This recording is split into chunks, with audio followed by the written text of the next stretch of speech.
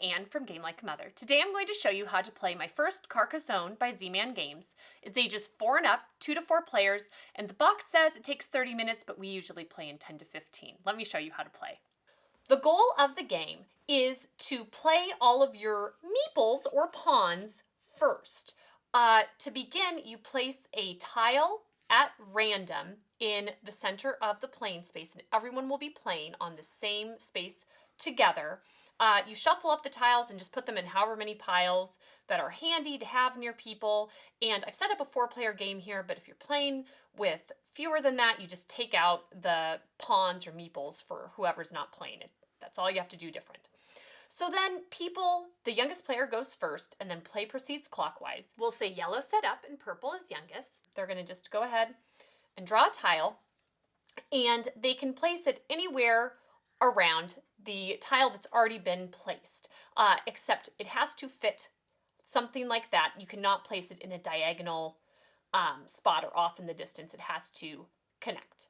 So it'd be red's turn. They go ahead and just pull from over here, and they place a tile.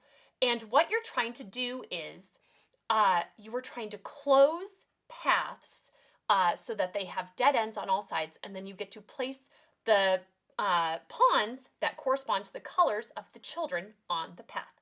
That's it. So when it's yellow's turn, if they were to place this dead end tile right here, if that's what they chose to do, red would get to place a pawn and blue would get to place a pawn, because that's the colors here, so they probably wouldn't want to do that. There has to be a dead end on either side of the path, so it's entirely closed off, which can be a lot of things. It can be a pond, it can be a house, it can just be a dead end, like this well, or it can be a loop. If you have a bunch of these guys in a loop, that also counts as a dead end. So whenever that's placed, then you get to place the appropriate pawns as well. And if you happen to be playing with fewer than 4, so if you were playing not with purple and this loop got closed, then just red would place their pawn, and that's all that happens there, and play continues. Let's skip ahead to the end of a game.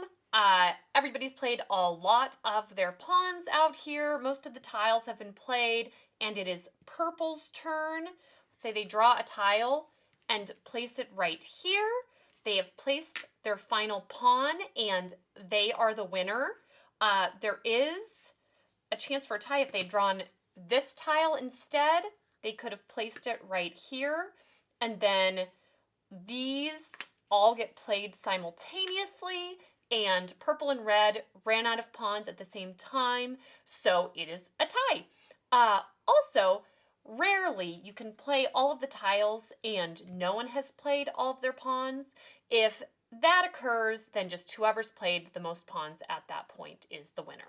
So that's how to play My First Carcassonne. It's a strategy game that is simple enough for young kids, but interesting enough that I want to play it with them. So check it out. Thanks, and see you next time from Game Like a Mother.